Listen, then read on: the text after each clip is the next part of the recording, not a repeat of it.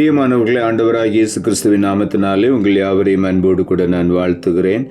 ஆண்டவர் கிருபையாய் நமக்கு கொடுத்த இந்த புதிய நாளுக்காக முதலாவது நாம் ஆண்டவருக்கு நன்றி சொல்லுவோம்.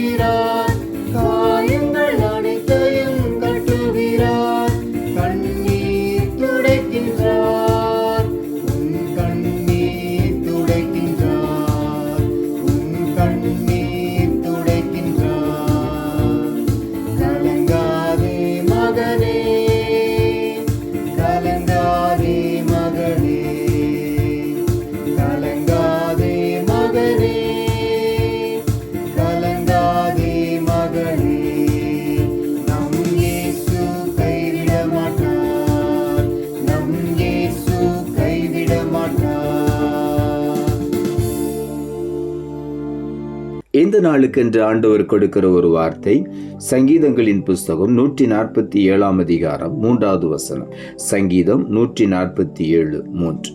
இருதயம் நொறுங்குண்டவர்களை குணமாக்குகிறார், அவர்களுடைய காயங்களை கட்டுகிறார். இந்த காலை வேளையில நம்முடைய தேவனாகிய கர்த்தர் இருதயம் நொறுங்குண்டவர்களை குணமாக்குகிற ஒரு தேவன். பல விதங்களிலே இருதயம் நொறுங்கி போயிருக்கிற ஒவ்வொருவரையும் இன்று காலையிலே ஆண்டவர் குணமாக்கி காயங்களை கட்டுகிற தேவனாயிருக்கிறார். ஆகவே எதை குறித்தும் இந்த காலை வேளையில கவலைப்பட வேண்டாம். கர்த்தர் நம்முடைய காயங்களை கட்டுவார், கர்த்தர் நம்மை குணமாக்குவார். ஆகவே பல விதங்களில் உங்கள் இருதயம் நொறுங்கி இருக்கலாம்.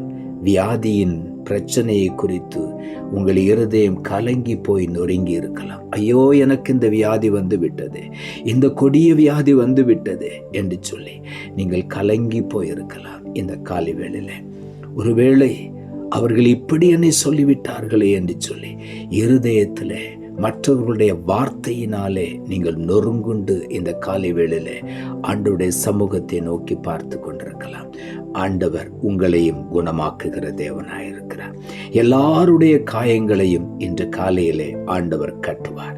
சங்கீதங்களின் புஸ்தகம் 34 அதிகாரம் 18 வசனம் சொல்லுகிறது, நொறுங்குண்ட இருதயம் உள்ளவர்களுக்கு கர்த்தர் சமீபமாயிருந்து நறுங்குண்ட ஆவி உள்ளவர்களை ரட்சிக்கிறார்.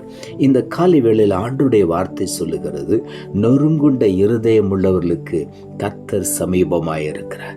ஒருவேளை நாம் நொறுங்கி போயிருக்கும் பொழுது யாரும் நம்மை ஏனென்று கூட கேட்க மனமில்லாமல் இருந்திருக்கலாம். ஆனால் ஆண்டவருடைய வார்த்தை என்ன சொல்லுகிறது?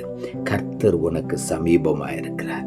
நீ நொறுங்கி போயிருக்கும் பொழுது உனக்கு சமீபமாயிருக்கிற ஒரே ஒரு தேவன் ஆண்டவராகிய இயேசு கிறிஸ்து மாத்திரமே. அவர் நமக்கு சமீபமாய் வந்து நம்மை ஆற்றி தேற்றி அரவணைக்கிற தேவனாயிருக்கிறார். நறுங்குண்ட ஆவி உள்ளவர்களை அவர் ரட்சிக்கிறார், விடுவிக்கிற தேவனாயிருக்கிறார். அவருடைய காயங்களை கட்டி அவர்களை ஆறுதல் படுத்தி அவர்களை குணமாக்குகிற தேவனாயிருக்கிறார். சங்கீதங்களின் புஸ்தகம் 51 அதிகாரம் 17 வசனம் சொல்லுகிறது, தேவனுக்கு ஏற்கும் பலிகள் நொறுங்குண்ட ஆவிதான்.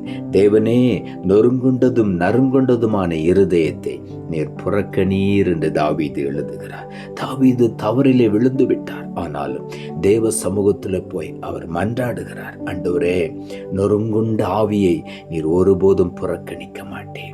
உமக்கு பிரியமானதே நொறுங்குண்ட ஆவிதான்.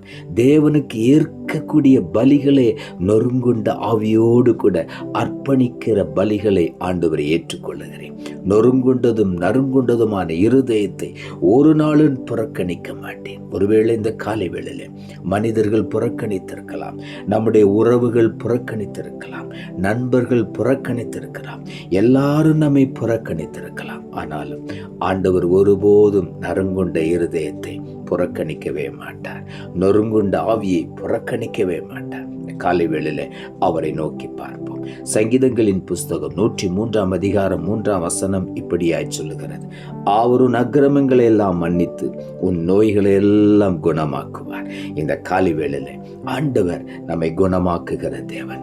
நம்முடைய அக்கிரமங்கள் எல்லாவற்றையும் நம்மை விட்டு அகற்றி போடுவார், மன்னித்து அதை மறந்து விடுவார். நம்முடைய அக்கிரமங்களின் நிமித்தமாய் நம்முடைய சரீரத்தில் ஒருவேளை பலவீனங்கள், வியாதிகள், நோய்கள் வந்திருக்கலாம். இன்றைக்கு ஆண்டவர் அதை குணமாக்குவார். சங்கீதங்களின் புஸ்தகம் 107 அதிகாரம் 20 சொல்லுகிறது, அவர் தமது வசனத்தை அனுப்பி அவர்களை குணமாக்கி அவர்களை அழிவுக்கு தப்புவிக்கிறார். ஆண்டவர் எப்படி நம்மை குணமாக்குகிறார்? அவருடைய வசனத்தை அனுப்புகிறார். அவருடைய வசனம் நம்முடைய சரீரத்துக்குள்ள வரும் பொழுது எல்லா பலவீனங்களும், வியாதிகளும் நம்மை விட்டு விலகி போகிறது. ஏனென்றால் ஆண்டவரே சொன்னார், எகிப்தியருக்கு வரப்பண்ண எந்த வியாதியும் உனக்கு வரப்பண்ண மாட்டேன், நானே உன் பரிகாரியாகிய கர்த்தர் என்று சொன்னார். உன் அப்பத்தையும் தண்ணீரையும் நான் ஆசீர்வதிப்பேன், வியாதியை உன்னிலிருந்து விலக்குவேன் என்று சொன்னார். இந்த காலை வேளையில சங்கீதம் 107 அதிகாரம் 20 அதைத்தான் சொல்லுகிறது. வசனத்தை அனுப்பி குணமாக்கி அழிவுக்கு தப்புவிக்கிறார். இந்த காலை வேளையில ஆண்டவர் நம்மை குணமாக்குகிற தேவன். 2 ராஜாக்களின் புஸ்தகம் 20 அதிகாரம் 5 ஏசாயா தீர்க்கதரிசியை பார்த்து ஆண்டவர் சொல்லுகிறார், நீ திரும்பி போய் என் ஜனத்தின் அதிபதியாகிய எசேக்கியாவை நோக்கி, உன் தகப்பனாகிய தாவீதின் தேவனாயிருக்கிற கர்த்தர் சொல்லுகிறது என்னவென்றால், உன் விண்ணப்பத்தை கேட்டேன், உன் கண்ணீரை கண்டேன், இதோ நான் உன்னை குணமாக்குவேன், 3ஆம் நாளிலே நீ கர்த்தருடைய ஆலயத்துக்கு போவாய் என்று தீர்க்கதரிசியிடத்தில் ஆண்டவர் சொல்லி அனுப்பினார். முதல் ஆண்டவர் சொன்னார், எசேக்கியா ராஜாவை பார்த்து, நீர் உம்முடைய காரியத்தை ஒழுங்குபடுத்தும், நீர் பிழைக்க மாட்டீர் என்று சொல்லி அவருடைய கால்களில் பிளவே வியாதி. ஆண்டவர் மறுபடியும் அவன் சுவர்புறமாய் திரும்பி கண்ணீர் விட்டு அழுது, ஆண்டவரே நான் உமக்கு உண்மையாயிருந்தேன் என்று சொல்லி அவன் ஆண்டவரை நோக்கி பார்த்த உடனே மறுபடியும் தீர்க்கதரிசி ஆண்டவர் அனுப்பி சொன்னார், உன் கண்ணீரை கண்டேன், உன் விண்ணப்பத்தை கேட்டேன், இப்பொழுது உன்னை நான் குணமாக்குவேன். இந்த காலை வேளையிலும் கூட ஒருவேளை யாருக்கும் தெரியாமல் உன் சரீரத்தின் மறைவாயிருக்கிற வியாதிகளை குறித்து பல நாட்கள் வேதனையிலே கண்ணீர் வடித்து கொண்டிருந்த உன்னை கர்த்தருடைய கண்கள் இந்த காலை வேளையில பார்க்கிறது.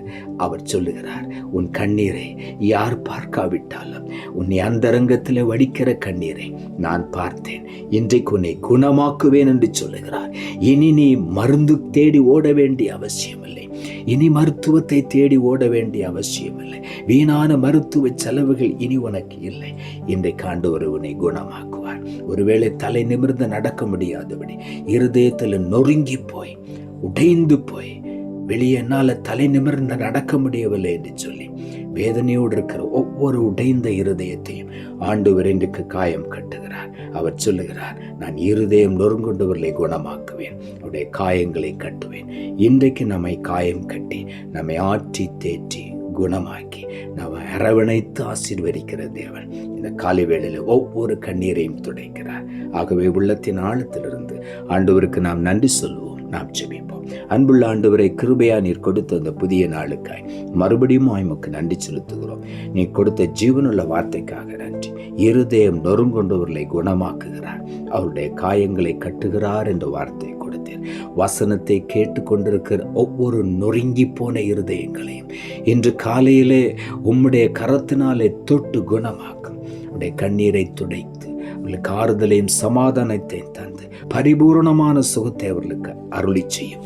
எல்லாரையும் குணமாக்கி ஆசீர்வதியும். தாழ்த்துகிறோம்.